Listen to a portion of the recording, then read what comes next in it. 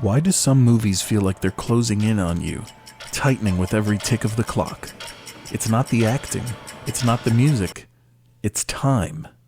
And in 1956, Stanley Kubrick mastered it.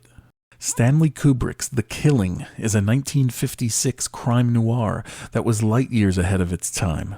The script, written by Kubrick and Jim Thompson, is based on a novel, Clean Break, by Lionel White. The film adapts some of the style of the novel's narration into the cold, dry, omniscient voiceover narrator we hear throughout it. No thrill at the running of the fifth race. He was totally disinterested in horse racing. It's through the narrator that we eventually are given a hyper-organized, robotic breakdown of the day on which the film's heist takes place, complete with timestamps recited by the godlike orator giving us the details. The narrator, to me, seems to mimic the voice of the announcer calling the horse races, giving us facts and details and leaving all the fluff behind. The $100,000 added Lansdowne Stakes at 1 mile. Kubrick was developing his soon-to-be mastered storytelling abilities and does not disappoint when he conveys the day's events like a chess player replaying a perfect match in his head after a win.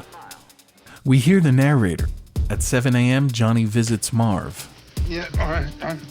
Oh. What time is it? It's early yet. It's only 7. You better go back to sleep after I leave. I just wanted to say goodbye. Till tonight, that is. Everything's all set. Should go perfectly, but if it doesn't, if anything goes wrong, why, just don't talk about this with anyone. You'll be in the clear for everything except being short on your books. And At 8:15, Johnny goes to the motel to drop off a package. Good morning, my friend. Good morning, Joe. Now look, this afternoon a friend of mine is stopping by and leaving a bundle for me. He's a cop. A cop? Yeah. At 8:45, Johnny goes to the bus station.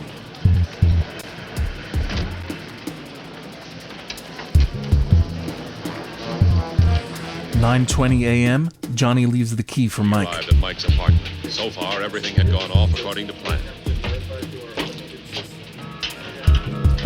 11:15, 11:29, and 12:10. The narrator continues giving us the play-by-play of the events. Kubrick doesn't use the narrator to spell out every detail. You have to watch Kubrick's shots carefully and pick up on the character's motives yourself. This would become a huge theme in Stanley's later movies, especially the likes of The Shining and Eyes Wide Shut. So all through the morning, the characters get ready for the heist, and we're told about it in this very linear fashion. But more interesting than being linear is being evasive, coy, and cunning. Don't forget, this film was directed by a great chess player. Suddenly, we skip to 3:32 in the afternoon, where Randy the cop is getting ready for his part in the crime. Then, Kubrick puts us into the story psychologically by making us think for ourselves again. He skips back in time to 2:20, where Maurice is at the chess club, getting ready for his part, where he's going to start a bar fight to distract the racetrack cops. Then Kubrick jumps ahead of where we left off to 4:23, and then immediately to 4:24, when Nicky is killed after shooting the horse from his car, showing us that things are now happening all at once, building tension and excitement. Now, another jump back in time to 2:15 p.m., where Johnny is shown leaving for the track for the heist, and he's eventually shown completing the robbery. Now another big jump in time to 6:23 p.m., where Johnny gets the money that the cop left in the motel for him. Kubrick's use of time was so complex for the average moviegoer of the 1950s. Plus, it was executed so well that it stands up to the best crime movies being made today. It's a marvel of 1950s cinema and the progenitor of icons like The Dark Knight and Pulp Fiction. The Killing takes crime dramas of its day and flips them on their ear, asking the question, hey, what do gangsters do all day? Ring any bells, Quentin?